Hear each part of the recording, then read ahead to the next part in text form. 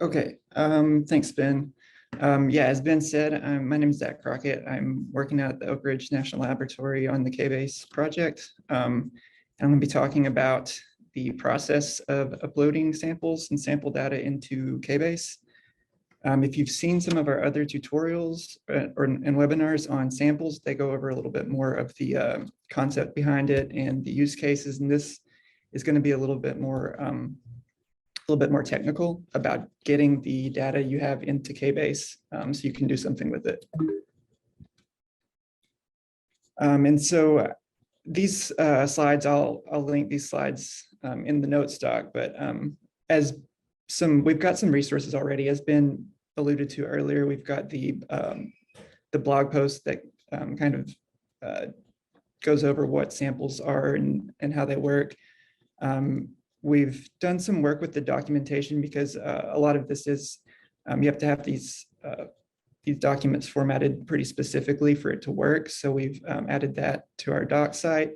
And then we have a playlist of all of the webinars related to samples starting in the fall of last year and going on through our PI, Dr. Adam Arkin's presentation earlier this summer.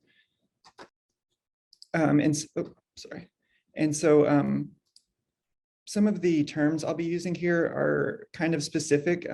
The word sample itself is a pretty generic term, but when we talk about samples in KBase, we've been using this sort of shorthand of a capital S sample, which is the KBase object, which represents the physical material from an experiment with attributes or metadata. And then chemical abundance, likewise, when we say chemical, that's a pretty generic term, but in this case, it means an array of measurements associated with chemicals, such as if they're metabolites or compounds or elements that are in a matrix with abundances for each sample. And then we have amplicon matrices, which are any matrix of 16S, 18S, or ITS abundances in each sample. These are process data, so most likely you would get these sheets from running a external pipeline like QIIME. And one caveat for using KBase is that just the matrix itself is not enough. We need a FASTA file with sequences for each of the ASVs and OTUs that we use.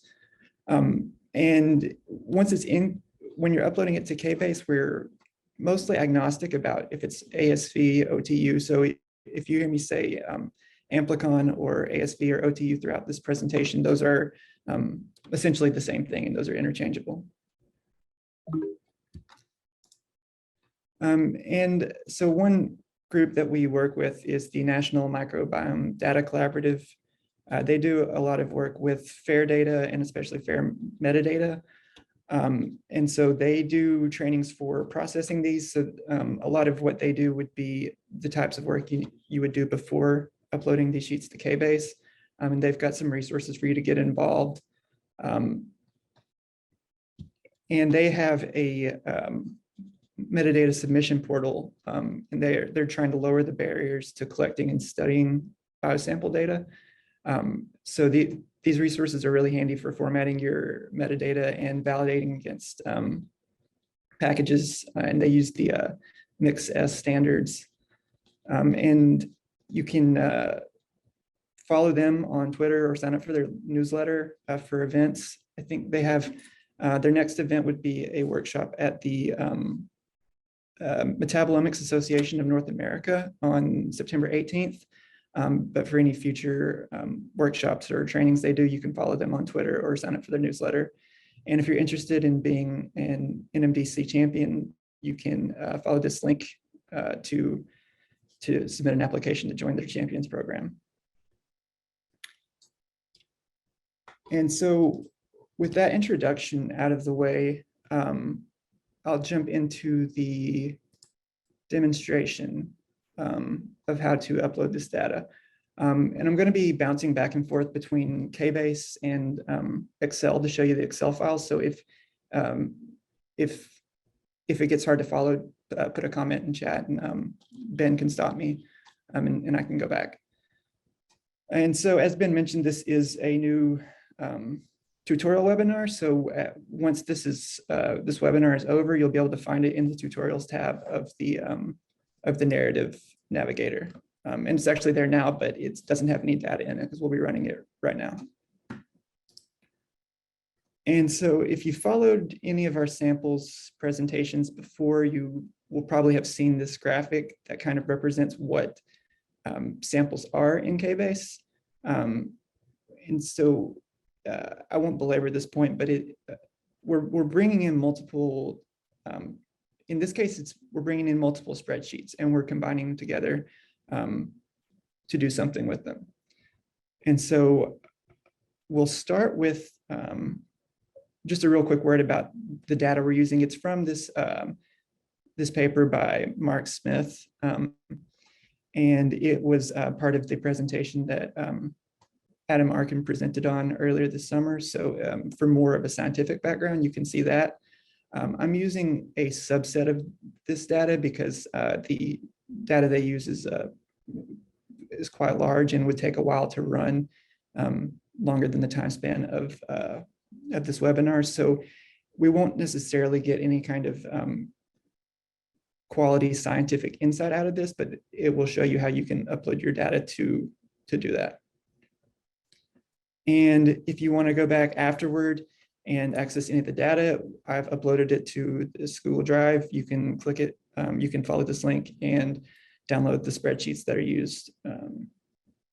So when we start, the first thing we should do is import the metadata as a sample set. This is not something you technically have to do first, but it's highly recommended because every other subsequent step will take this sample set as an input, and it's a lot easier to do that than to upload the rest of the data, then go back and link it to samples. And so I'm going to start with an error. So this is a file that I have broken, so this will not upload.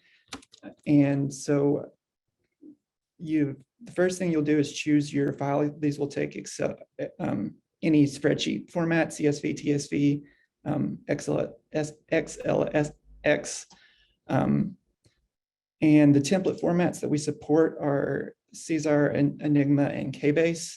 The data that comes from this is already formatted as Enigma. But if you have your own data that doesn't fit any of these, there is documentation about adjusting your column headers to make it fit these data types. And so we'll give it a description.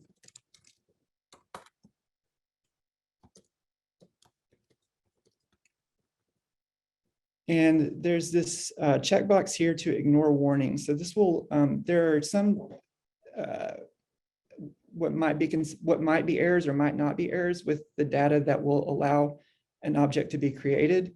If you leave this unchecked, it won't create the object. It'll let you review it. So I recommend not checking this when you're first starting, so you can see what your data looks like and how it uploads. And so I'll start to run that. And while that's running, I will show you the file that it's based on. So the metadata is generally the types of thing you would expect. In this case, we've introduced a couple of problems. So the first one is we have latitude and longitude. One of them is latitude with degrees in parentheses, and then one of them is longitude. So this is the correct formatting, and when we get the results, this will not be a recognized column. And then additionally, this material column is an attribute of samples, but it takes a controlled vocabulary using ONVO terms. That's the environmental ontology.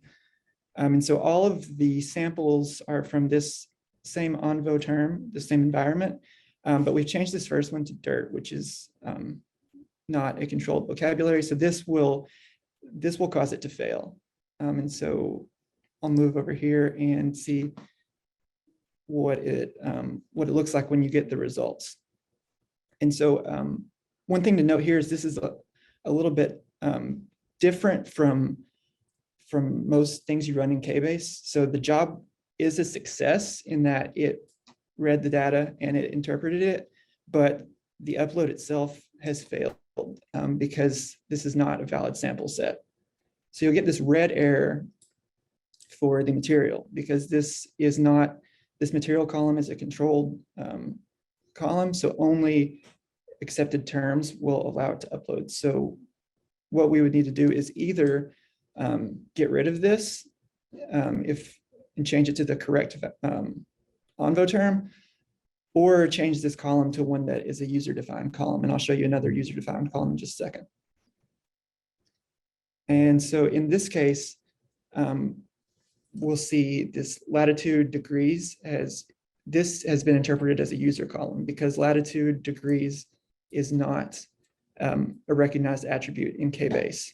So what this means in practice is that these values will not be interpreted on the KBase side as a measurement of latitude. This will just be a free text, essentially a free text field. So you wouldn't be able to get a geolocation for this, for these samples because it has a longitude but no latitude. So when we correct it, we'll change this to just plain latitude, and it will, once we do that, it will be white, which means the importer recognized it properly. But sometimes you may want user-defined columns, which there are some in this. So in this case, there's some values that are specific to this this study. So we've got these Hazen and Adams values, which are the investigators who collected these measurements. And so these aren't something that can be compared across samples in the system. It can't be compared with some arbitrary data set. So it's fine in this case for these to be user-defined columns. And you can keep this information stored with your sample set so that it's still human readable, but not necessarily processed by KBase. And so so separately, I have fixed all these errors and re-uploaded it.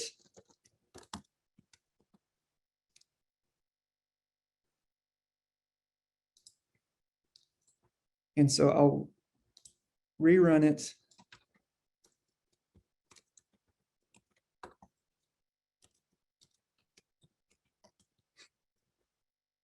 And in this case, I'll go ahead and check the ignore warnings because I've already seen them. And we'll upload it as the 100 well sample set. And if you notice, I called this file first half. So in this case, I split the actual sample set file in half, but I called it 100 well sample set. So the reason I did that is because when you're uploading samples, you can add them to an existing sample set. And so once this job finishes, the next run we'll be able to select the sample set from this dropdown and add the sample set, and it will append that to the existing sample set. And so you could use this method if you don't have all your samples ready. If you're going to be collecting them over time, you can start adding them to one sample set in KBase. But you could also save these as separate sample sets and you could do subsets that way and combine those subsets into a superset.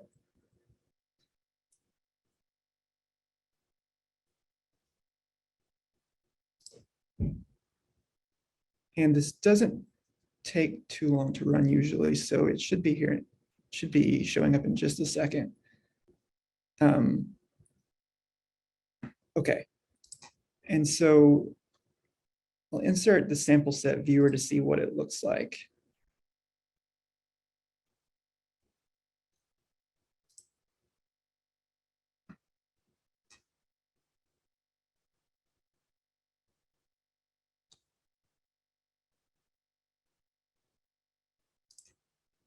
This is taking a little while to load, so I'll go on and run the next. Oh, there it is. Okay, so when you bring in the sample set viewer, the summary tab is just a very brief summary of what it is, tells you how many samples there are and a description of it. Then when you go to the samples tab, it shows you the spreadsheet. So this would be the spreadsheet that we uploaded, but it rearranges the columns in a way that's a little bit more intuitive. So you could have these columns organized in whatever order you want, but it will combine the geolocation columns, the collection columns, the measurement columns, etc. And if you go to the sample landing page, you'll be able to see the same information arranged a little bit differently.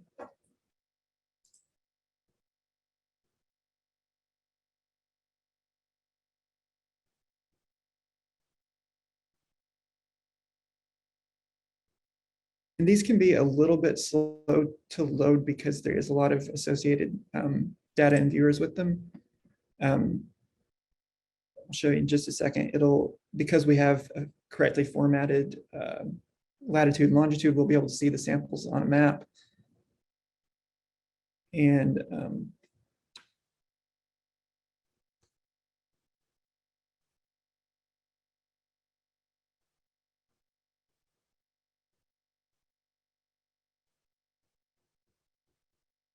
then the other two tabs that you would want to look at are the related data and the linked samples. So related data will tell you what data is associated with this sample set. The linked samples will provide a landing page for each of the rows in the sample set we uploaded.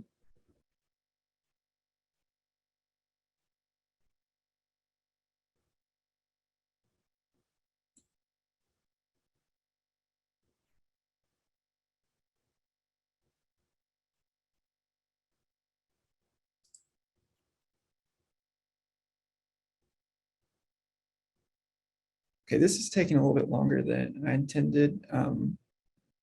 So we can come back to this later if we need to, or you can follow the link on your own.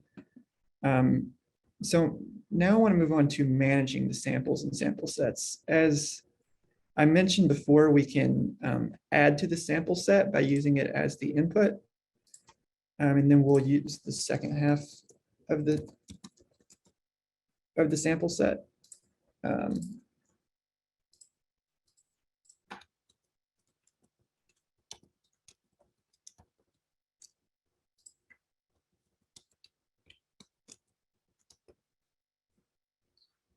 And so if you use the same name, it will give you a warning that this object already exists, which in our case is fine because we want to add to the sample set and not necessarily create a new one.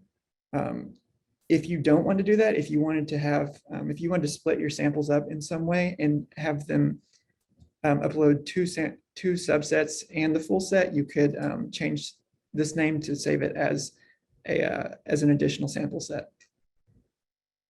And so I'll run that. We would get the same result as we got up above, where you can see because we click the ignore option or ignore warnings option, it will allow us to have these yellow uncontrolled term columns. But for the most part, everything in the sample is a controlled term. So all of these are recognized by the sample service and are interchangeable in system. And that could be especially useful if you're comparing samples where you may have a different values for temperature, or if you have a depth that's in some as centimeters and in some as meters. It will convert those to one single unit. And so that will be interchangeable and will be easier to work with. And so now that this is running, we'll have the full sample set once this job completes. And you may want to add other users to have control over these sample sets, to add additional samples to them. I mean, so you can do that by sharing narratives like everything else, but in some cases you may not want to. And so you can use this update sample set access controls to add permissions to other users. And so to use that, you'll simply just choose the user you want to share it with, and the sample set you want to use and the user you want to share it with. And I'll share it with Ben. Alan BH is his username. And you can give them whatever permissions you want. You can reader, writer, admin are the standard. Reader just allows them to see it, writer allows them to add samples, and admin allows them to update access controls and have full control over it. And if you want to remove them, you can deselect all these and select none. And we'll run that. Once that's done, then we'll be able to edit these samples if he wants. And so now that we've got the sample set in KBase, we have sort of a framework to add the other data types that I mentioned. So we'll be uploading a chemical abundance matrix and an amplicon matrix. And for both of these apps, both of these data types, we have apps to create a template. And these will pre-fill the columns, so that way the sample ID in the matrix matches the sample ID in KBase, so that you don't have to worry about formatting the names correctly. And for the chemical abundance, you have options for different chemical data to include. You don't have to use all of these. You can use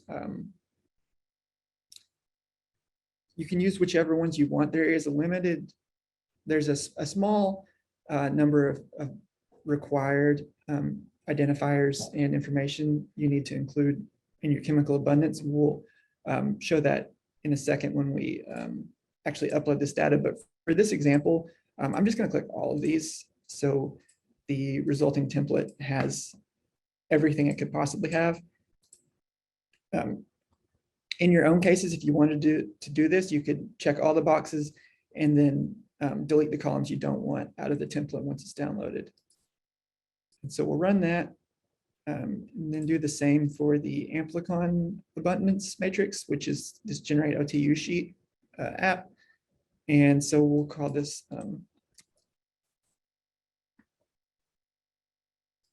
we'll give the file a name.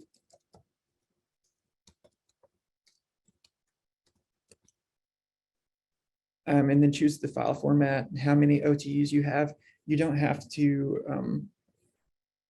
necessarily pick the correct number, especially if in my case, the OTUs don't fit a prefix convention. So I just left it at 20, and then I'll change the OTU identifiers when I fill out the sheet.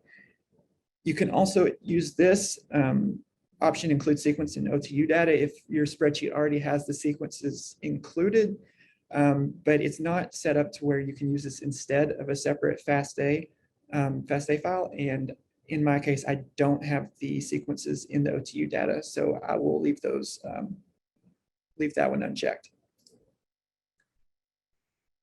And so then once those are done, you will get a downloadable CSV or Excel file that you can open up to fill in with data.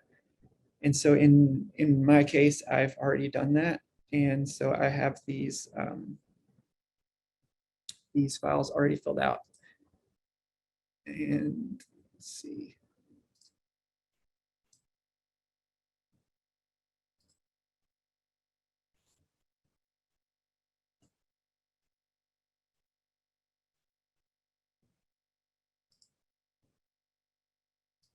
So the first one we'll look at is the chemical abundance. And so in this case, I've only got 3 chemicals for this one. And I've got data for all these columns. So the chemical type, when you do, I didn't save it in this one, but when you save as the template as an Excel file, this one will be a dropdown that allows you to see some of the pre-filled vocabulary. Same with measurement in units and I believe soil medium.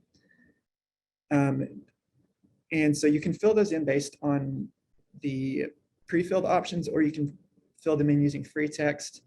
These files are not validated in the same way that the samples are. So if you enter a value that's not supported, it won't create an error. It just will not be as usable in a human readable format if it's not a valid chemical type. And so in this case, I had all of this data in the spreadsheet with their sample names and their abundances. And the rest of this, I either, for example, I got an identifier from Chevy using their website and predicted formula just based on the name of it. And so once that's done, we can upload it. And so the sample set reference will be the sample set we want to attach it to. And the file path is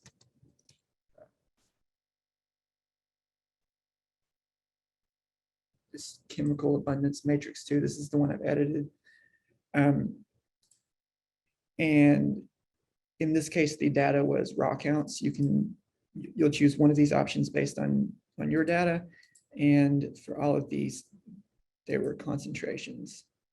And then in the same way as the sample set, we have to add a description.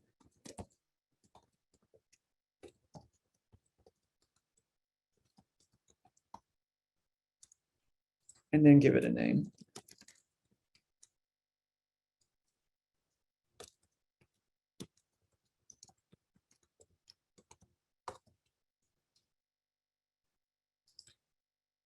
And then we'll run that. So as I mentioned before, there is a limited, there's a small amount of mandatory fields that have to be filled out. That's this in bold. So we have to have an ID, a unique ID for each chemical in the spreadsheet, a chemical type, and one or more of a database ID, a mass, a formula, Inchy key, Inchy string, SMILES, or a compound name. And in this case, we used the database ID from Chevy that we found using their search tool, which is linked in the narrative if you want to use that.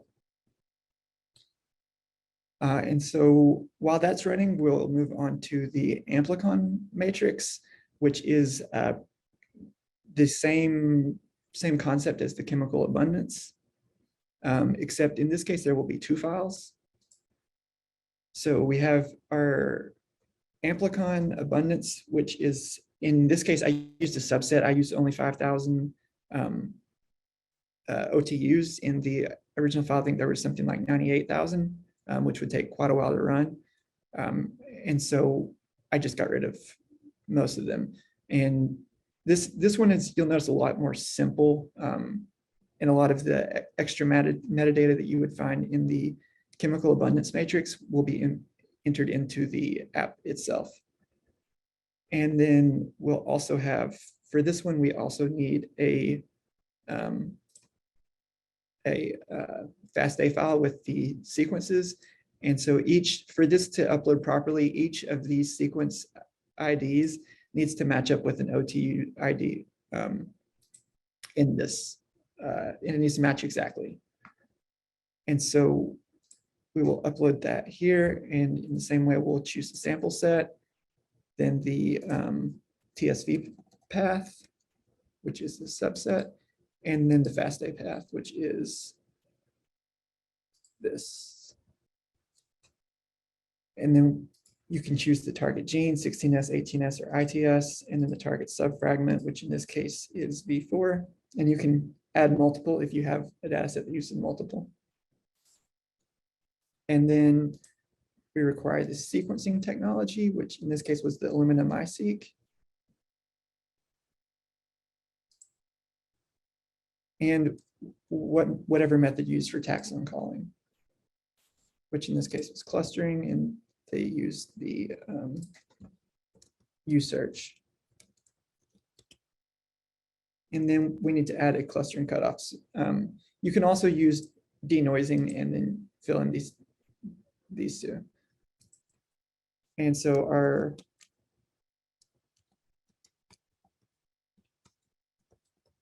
resulting amplicon matrix name will be, we'll call it 100 well samples amplicons, and then we'll run this. Okay, and so now that gets us through the upload of files. Are there any questions before I go into actually doing stuff with them?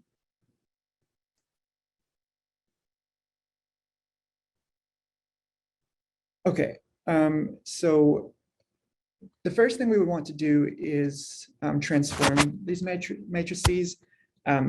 As I say here, we strongly encourage you to upload the raw data because we do have these standardization and transformation apps. And so if you upload the raw data, we can follow the provenance on system of what processing steps were done to the data. And so we'll start with the chemical abundance. And we will perform normalization on this. And for each of these possible operations, there's a list of parameters you can use. And so in this case, we'll perform normalization using a ratio transform, the center log ratio transformation. And we'll call this 100 well chemical abundance normalized.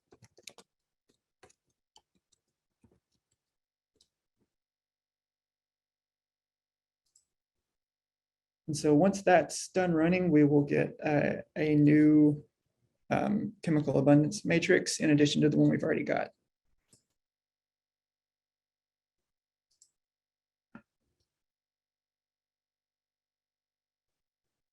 And once this Amplicon app gets done, we will do the same for that.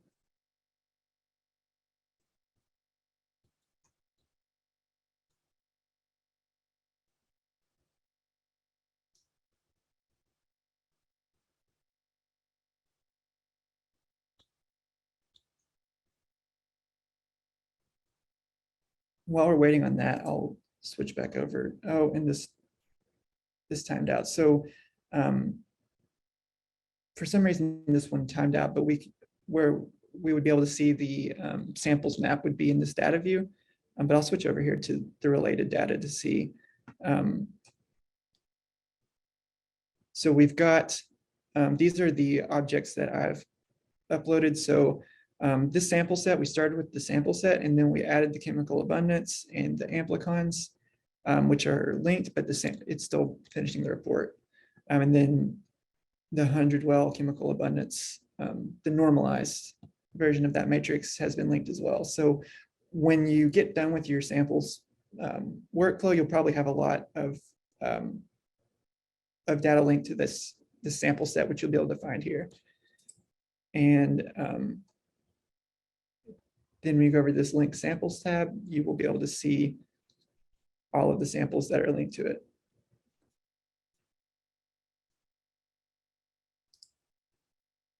And I'm going to let that one load in the background. And so this 100 well samples amplicons matrix is done running. And so now, so is this transform matrix. You'll be able to see some summary statistics of what was done to it in the report. And so in this case, for the amplicon matrix, we'll be able to do 2 operations in this case. So we want to do abundance filtering and ubiquity filtering, and we could add a third and do normalization, but we're not going to, and I'll get to that in just one second. But we'll call this 100 well amplicons filtered and start running that.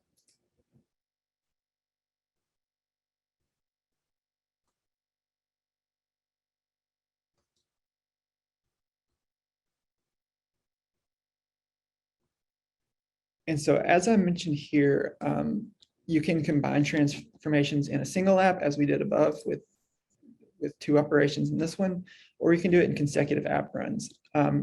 And the advantage of doing it all at once is obviously you only have to do one job, so you're not having to sit with it. But the advantage of this is that you'll be able to save a filtered version of the app, as well as a filtered and normalized. And so there's one app that we'll use later that takes that does internal normalization. And so we want to use this filtered one for that, but we'll use the next one we make for everything else. And so I'm going to get this set up and ready to run. And so like we did with the chemical abundance, we can do normalization and do a center log ratio transformation. And this one's already done. If you notice, a lot of these apps run a lot faster than a lot of the really intensive apps you'll find in KBase. So you can get through a lot of this in a pretty quick amount of time with a fairly small data set. If you have a bigger one, it will take longer.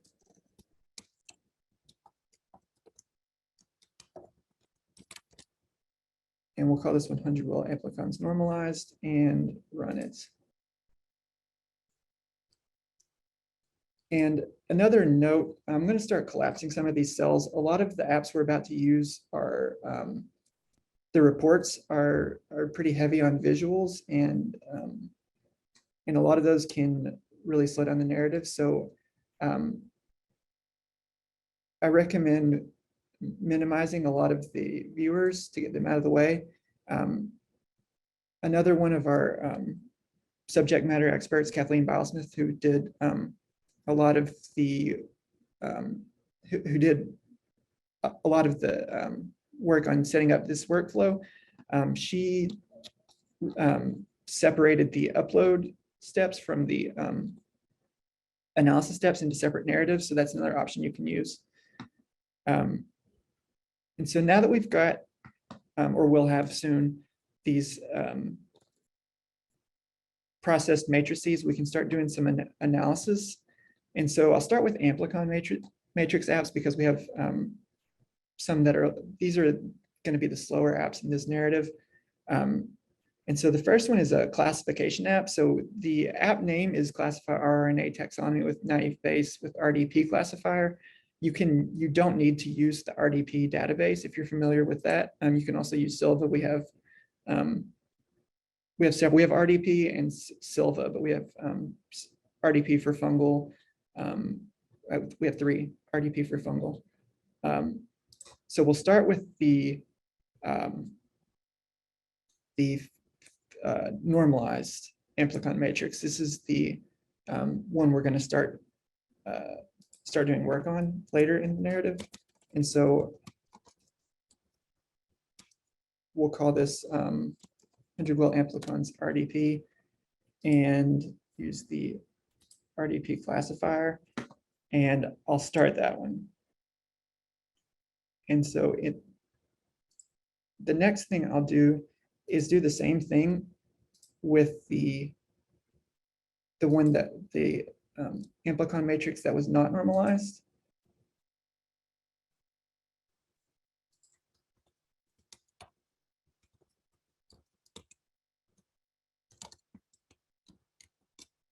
And so this one will be, we'll input this one into this app down below. And so while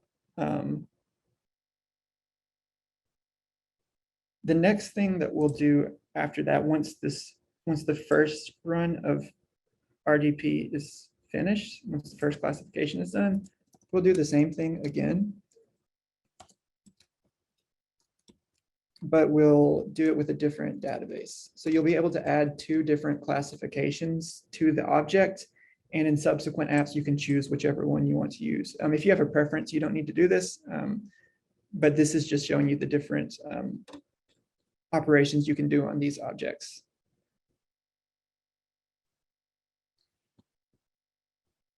And while we're waiting for those to run, I'm going to go back to see if this loaded. Okay, and so this tab shows you all, dang it. This tab shows you all the linked samples that are associated with the narrative, which would be the same thing as you would see from the results of the import samples just rearranged to give you a different option for how you want to view it. And each of these in turn has its own landing page, which has a description for it. So you can see it, and these will, because they're only one sample as compared to 200, these will load a lot faster. In this case, you can see the geolocation for where this sample was taken on a map, and it tells you right here where it is. One thing I have noticed is a lot of times that when the data we get or that we use for testing will sometimes have these formatted wrong. So you may get, I think I've seen some that were supposed to be taken here in Oak Ridge, but they've got the longitude as positive and it will show on the map as in around Nepal. So be sure to check your latitude and longitude when you import, because the importer will not recognize if it's in the wrong place. Okay, now this first one is done. And so we have this filtered app, and we'll input it into this viewer. And this taxonomy abundance bar plot is just a visualization tool. It doesn't do any operations on the objects or save anything. So it will take the non-normalized amplicon matrix and will give you a bar plot to view it. And the results of that, you'll the report will give you will display the command that was used. That would be the equivalent of a command line run of this app. And it gives you some summary statistics of the classification and a taxonomy graph. And so to add the other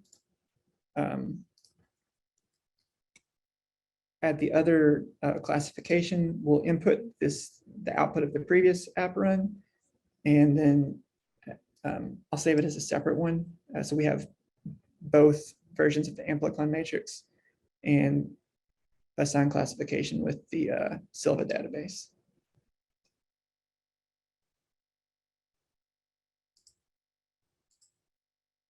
And I'll go ahead and minimize these to get them out of the way. And now this one is done, this taxonomy abundance. And so this will display the taxonomy in a way you can visualize it a little easier. In this case, I'm going to open it in a new tab because it's a little bit long. And so you can interact with these. These are Plotly graphs. So if you're familiar with that, the operations you can do on graphs like this, you can interact with.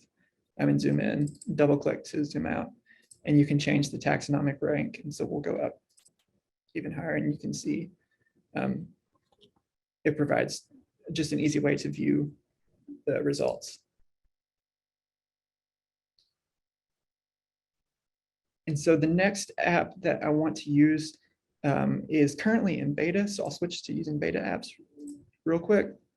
So you'll have to switch to that to find it. It's called FabroTax, and this will use a database of prokaryotic clades to identify potential functions based on the species that are identified in the amplicon matrix. And so we will I'll go ahead and use the RDP, the normalized amplicon matrix. And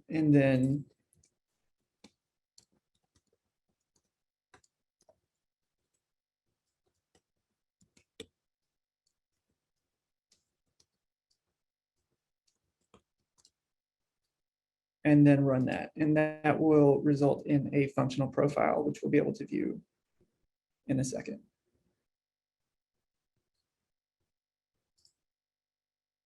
And while that is running, once that's done, we'll put it into this viewer to get a heat map of what we've got. But for now, we'll move on to doing some correlations with the matrices that we've got.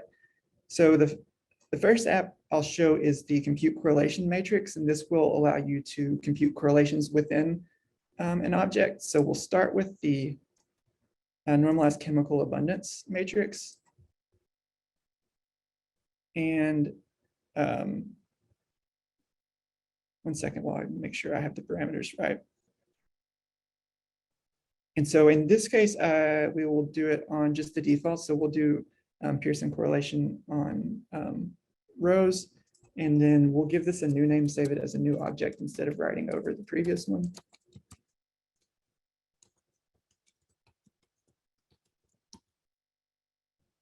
And run that.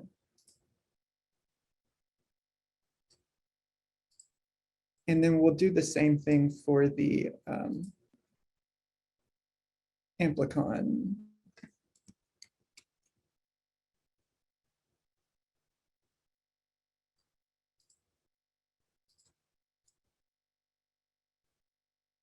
And in this case, we'll do it based on columns. And so this will be, this will tell us the correlation of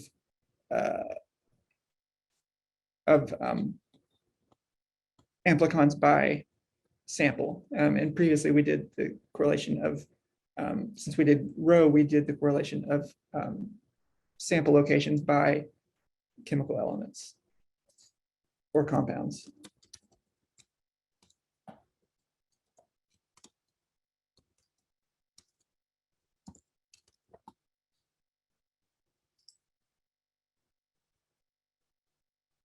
And so, and then the next correlation is we can do correlations between matrices. And so we can compare, we can do correlations between our chemical abundance and our amplicons. So we'll do the normalized chemical abundance and the amplicons with RDP. And so we'll use the default for this.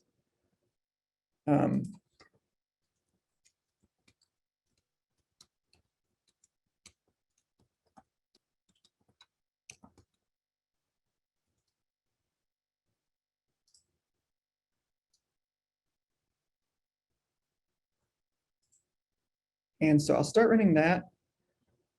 And while that is running, I'll show the next step, which is the collapse matrix. So,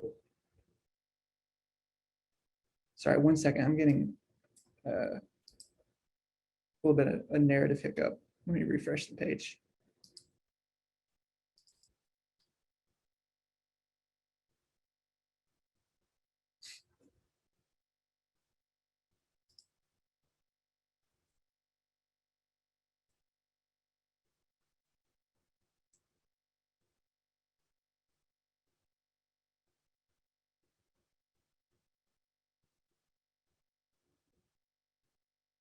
And I'm looking at time, and I may go over a little bit, but I've only got a couple more apps after this. So if you can stay over, great. And if not, we'll be uploading this to YouTube. And so now that these correlations apps are done, so the output for that is pretty intuitive. It just tells you the correlation coefficient between these pairs. For a bigger correlation, it will be a big table. But you can sort by the top. You can see plots of the top 20 and then a heat map of all of them.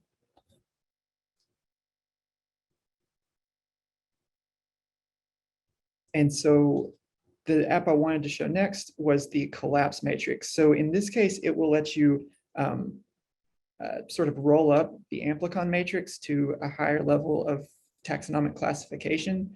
And so instead of comparing, let me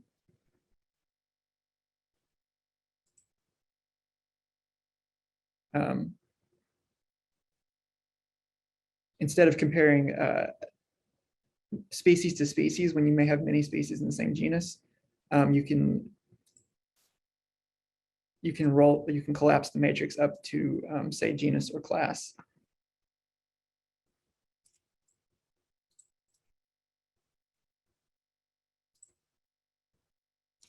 And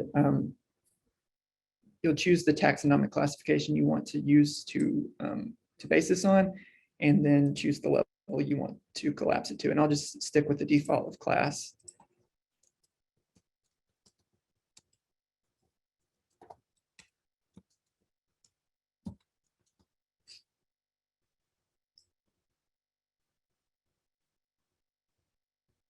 And then once that's done, you'll be able to we can do the same thing as we previously did, except instead of comparing chemicals to the original amplicon matrix, we can compare them to the one that's been collapsed to class.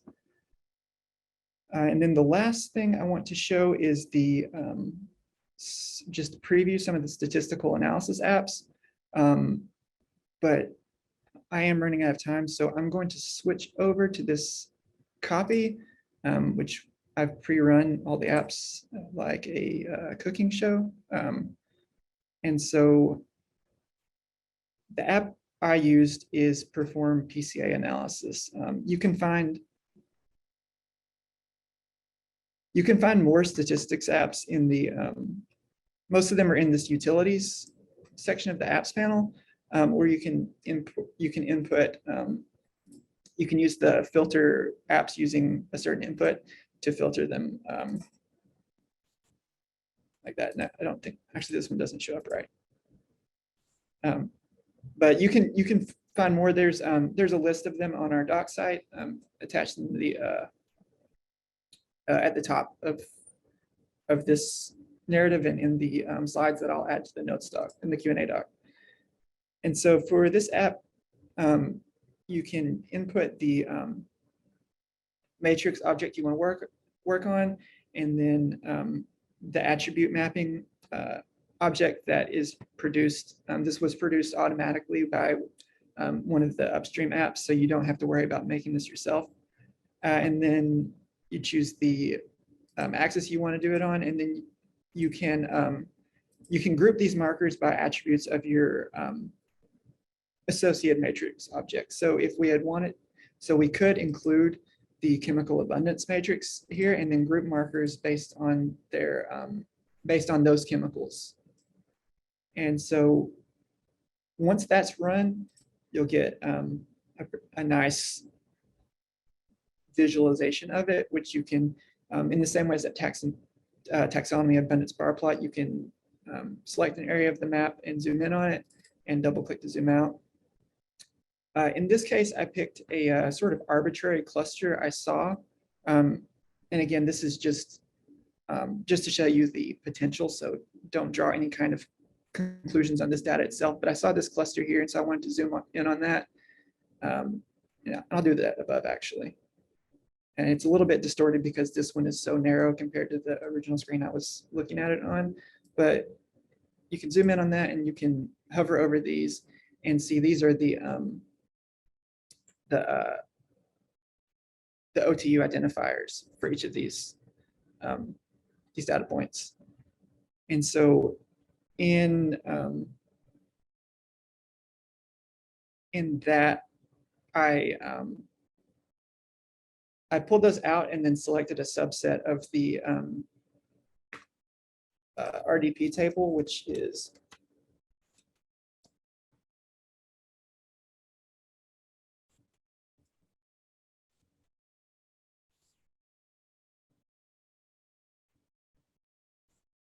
which will look like this. So this is the full table. You can see all the columns, which is the samples, and then the rows, which is the OTU IDs.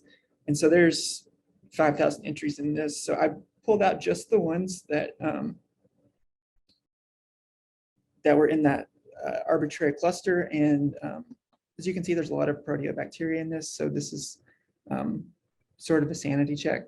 that those things that we saw clustered together are somewhat related. And so we can do the same thing except change the axis to column. And the result of that is the same thing, except it compares samples instead of amplicons. And I did not reproduce a table for this one, but you can see the different sample identifiers as labels for these data points. And that is the end of the analysis I wanted to show. That was really fast. So as I said, this will be uploaded to our YouTube channel, and this narrative here will be available in our tutorials narrative for you to go back and look at the results of these apps. So are there any questions unanswered in the Q&A doc? I didn't see any, but you know, I also, if there's anything else you wanted to show, you know, I think people who want to need to leave can do that, and we can show any of the additional stuff for the YouTube recording.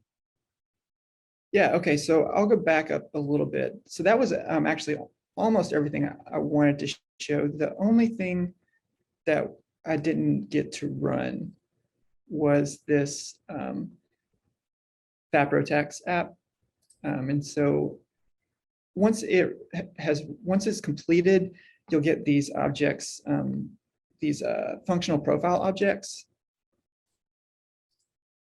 Let's see. So you'll get these as a result. And so these are not, they're not, oops.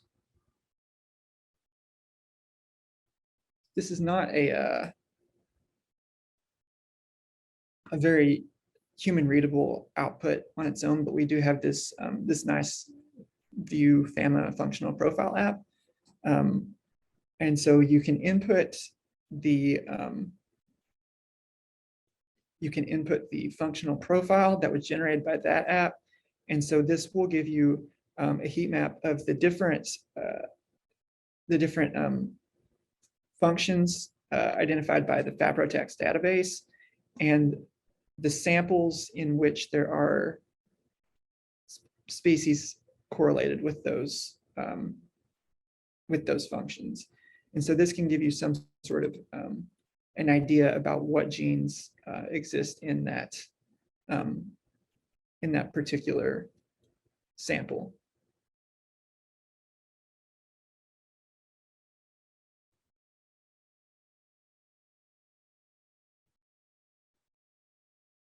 And so that is all I had. I said I would leave time for if anyone has any data that they want to troubleshoot uploading, and I can stay on for indefinitely. So is there anybody who wants to go through? Do they have anybody that has anything ready?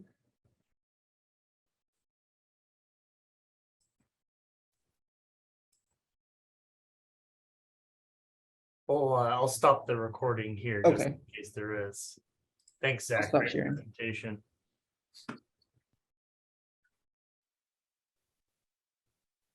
Thanks for watching this webinar. For more webinars and tutorials, subscribe to our YouTube channel. You can see announcements for upcoming webinars and recordings for previous webinars on our website at kbase.us/learn. Let us know in the comments what content you'd like to see in future webinars. Be sure to follow us on Twitter at DOE-KBase. And if you have questions or encounter an error when using KBase, please contact the help desk.